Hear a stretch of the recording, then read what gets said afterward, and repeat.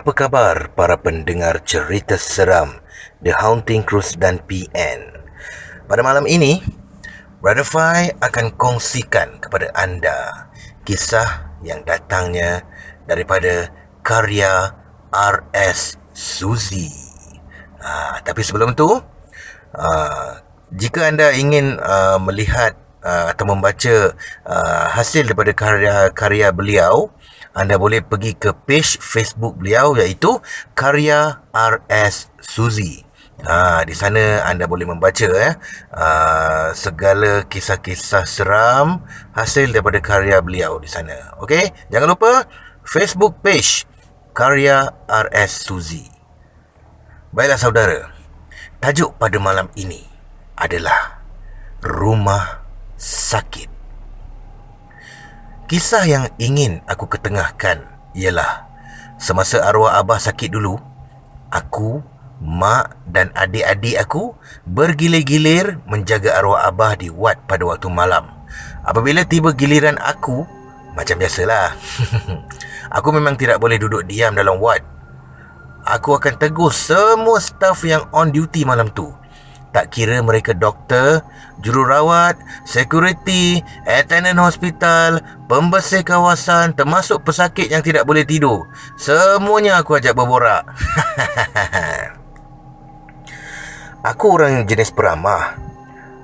Tapi kalau orang yang tidak kenal aku akan segan menegur aku.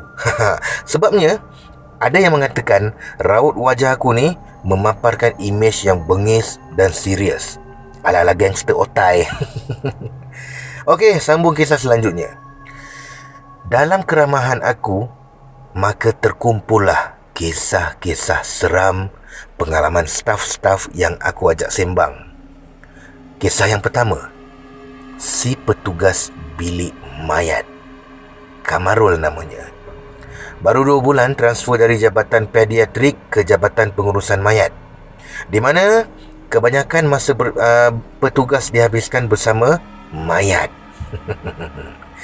Kamarul mengongsi kisahnya semasa dia baru-baru mula bertugas di bilik mayat itulah.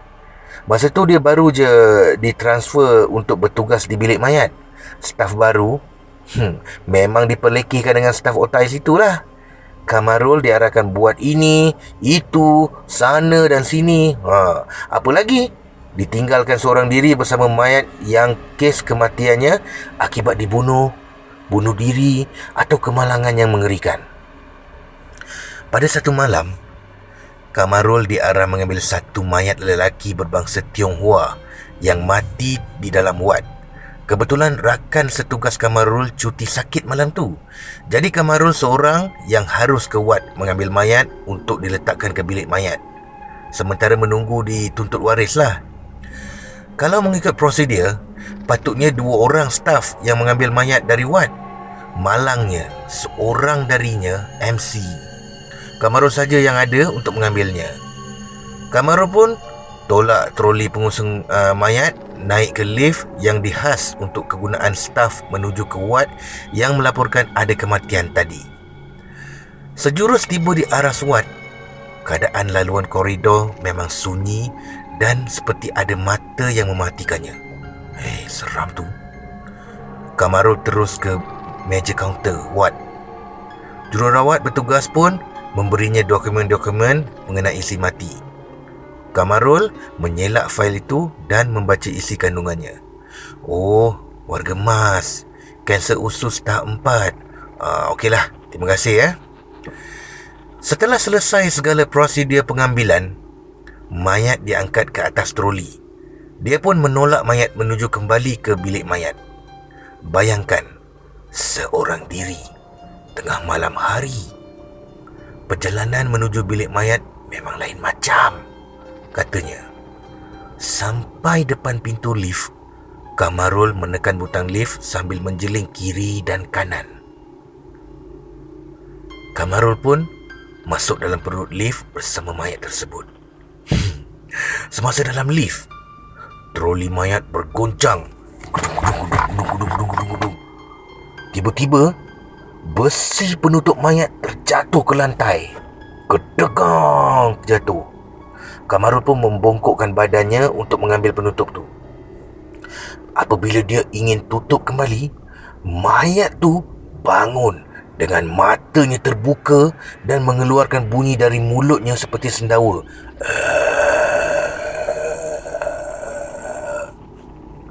Angin sendawa keluar dari mulut mayat tu berbau sangat busuk. Mayat tu kemudian jatuh kembali ke posisi asal. Si Kamarul pengsan, tidak sedarkan diri, sehinggalah diselamatkan seorang doktor yang terjumpa dengannya semasa ingin menggunakan lift tersebut. Rupa-rupanya, menurut doktor yang menyelamatkan Kamarul tadi, pergerakan atau pengeluaran angin pada tubuh mayat sering berlaku dalam penjelasan saintifik medis mengatakan apabila seorang itu meninggal dunia, maka bermula proses penguraian bagi tubuh si mati. Lebih tepat, maksudnya proses pembusukan mayat, iaitu decomposition.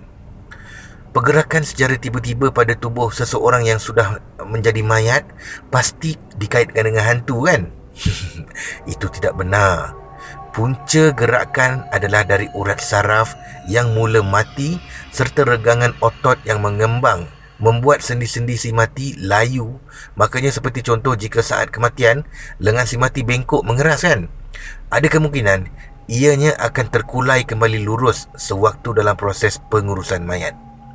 Doktor pakar tu juga mengongsi apa yang rakannya, seorang doktor juga yang berbahasa India, memberitahunya bahawa kaum India akan meletakkan satu batu besar di atas mayat yang akan dibakar mereka dalam upacara kematian agama Hindu. Ianya bertujuan supaya mengelakkan pergerakan mengejut dari si mayat yang dalam proses dekomposi sewaktu dibakar.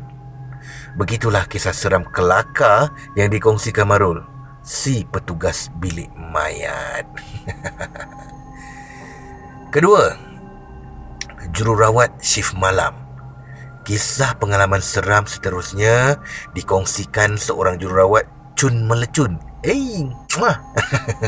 Faridah berumur lebih kurang lewat 20-an. Masih bujang, malangnya sudah bertunang. Alamak, melepas Brother Fai. Amboi, sampai ke situ aku ya. Okeylah, Faridah bertugas shift malam semasa kejadian itu berlaku.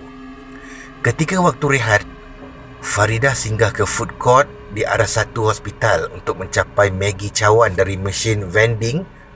Dan setelah itu, Faridah pun berjalan menuju ke pintu lift untuk naik kembali ke aras 3, di mana letaknya ward dia bertugas pada malam tu. Apabila pintu lift terbuka, dia pun melangkah masuk perut lift. Apa yang pelik, di dalam lift syarat dengan budak-budak beruniform sekolah rendah. Mereka semua serentak memandang ke Faridah yang baru memasuki lift sambil tersenyum. Apabila lift tiba di aras ward Faridah bertugas, pintu lift pun terbuka.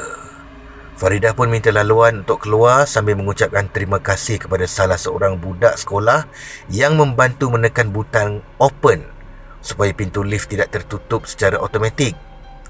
Sebelum Faridah keluar dari lift, mereka masih tersenyum. Tersenyum ya. Pintu lift pun tertutup. Faridah melihat jam tangannya. Pukul 3 pagi. Tak logik pula budak-budak sekolah tu. Jangan-jangan Faridah merasakan sesuatu yang tidak kena, dan dia terdengar jelas suara gelak ketawa budak-budak serta angin meniup dingin membuat Faridah merinding, lalu berlari ke dalam wad. Di kaunter wad, Faridah ditegur salah seorang petugas bilik mayat, Karim, yang kebetulan datang untuk mengambil laporan kematian pesakit yang mati awal tadi. Ida, kenapa kau ni? Nampak hantu ke? Aku naik lift tadi dengan beberapa budak sekolah. Sampai je lift dekat aras ni, aku baru perasan yang pepagi buta ni mana datang dorang tu. Karim tercengang. Budak sekolah? Astaghfirullahalazim. Maghrib tadi berlaku kemalangan maut melibatkan van sekolah yang penuh dengan budak sekolah untuk dihantar balik.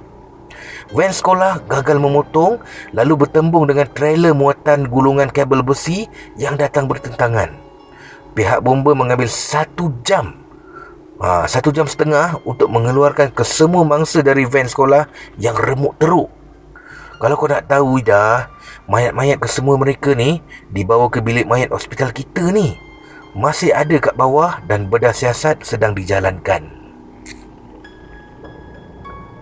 Farida dan seorang lagi jururawat yang bertugas berpandangan satu sama lain selepas mendengar tentang kemalangan maut diceritakan Karim tadi. Malam tu mereka nak ke tandas pun berteman katanya. Itulah kisah pengalaman seram dari Farida, seorang jururawat shift malam. Kedua-dua kisah ni hasil dari temu bual ramah mesra aku pada hari kedua arwah abah berada di hospital. Akan aku kongsikan lagi kisah seram yang dialami oleh seorang doktor dan juga security hospital yang diceritakan pada aku di malam hari ketiga menjaga arwah abah nanti ya. Al-Fatihah kepada arwah abahku. Sekian. Terima kasih, Brother Fah.